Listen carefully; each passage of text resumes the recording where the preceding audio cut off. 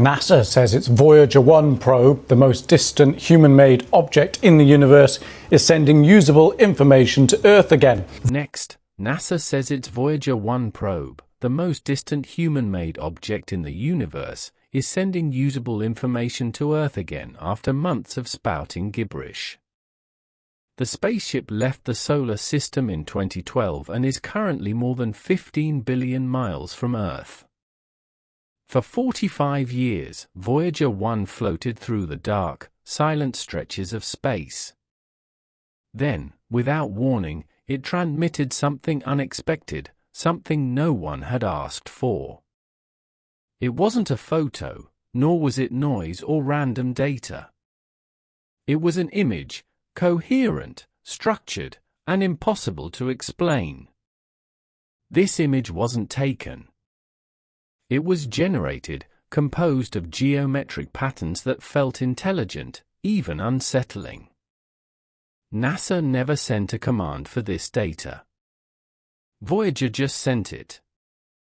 Some of the systems that received the transmission began acting strangely. Others, oddly enough, echoed the signal.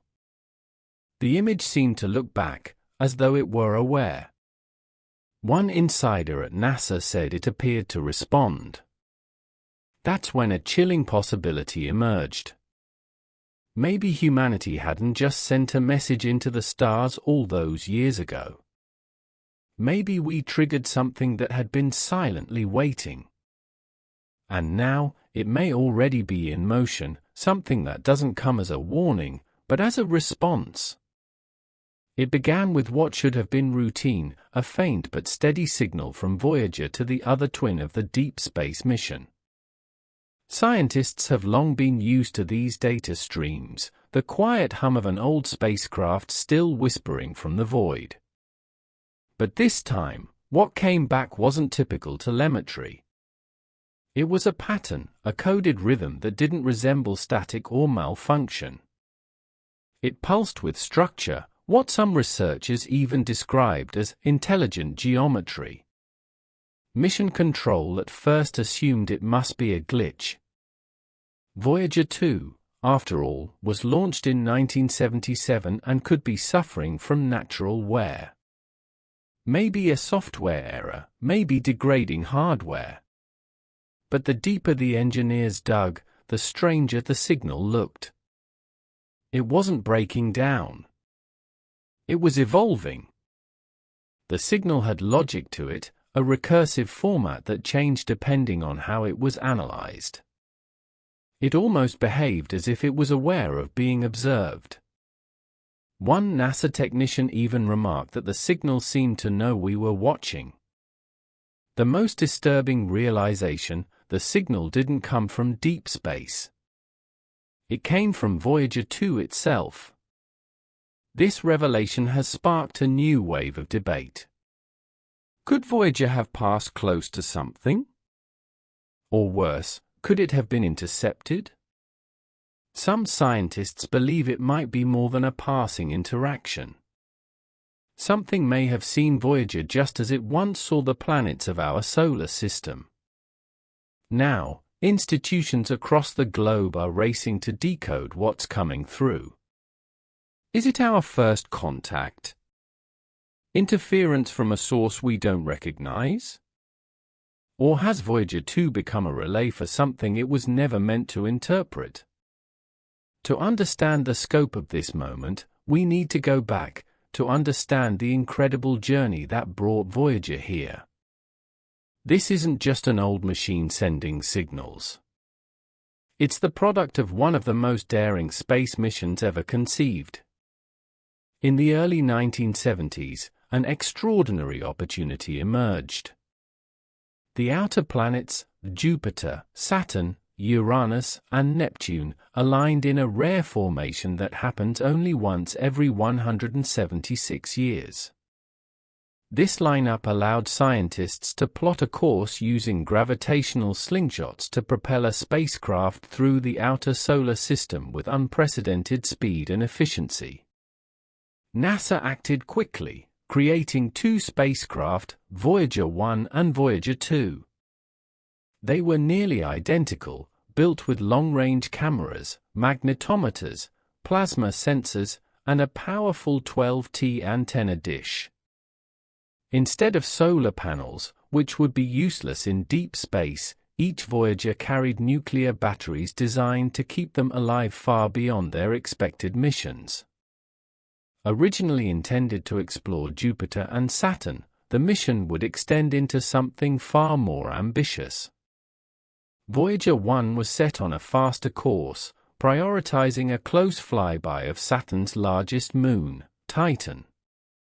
Voyager 2, meanwhile, was aimed on a trajectory that, if it survived, would carry it past Uranus and Neptune.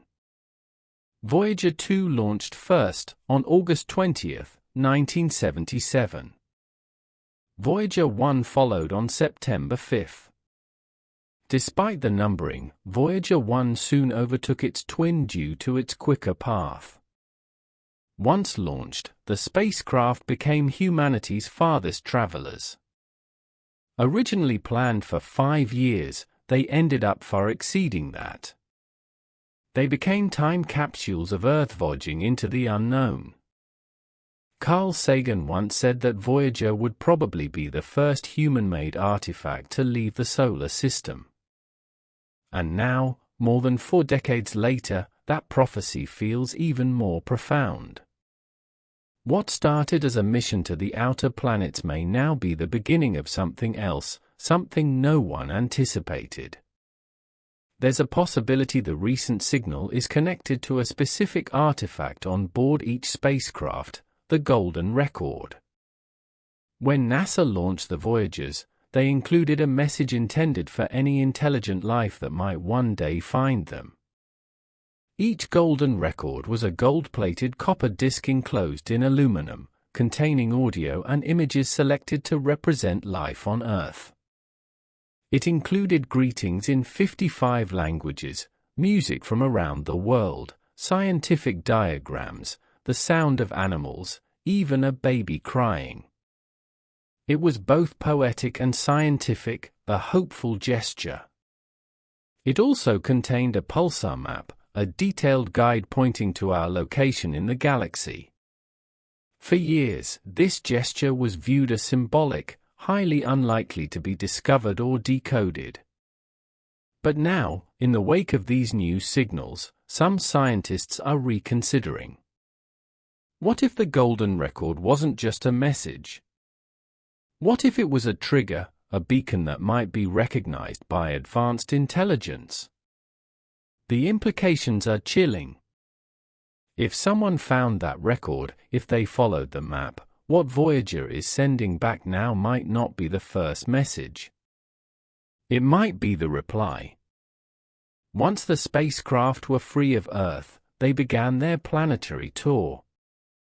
Voyager 1 arrived at Jupiter in early 1979, capturing breathtaking images of the Great Red Spot and cloud bands. But the real surprise came from Io, one of Jupiter's moons. Voyager 1 caught images of erupting volcanoes, something never before seen beyond Earth.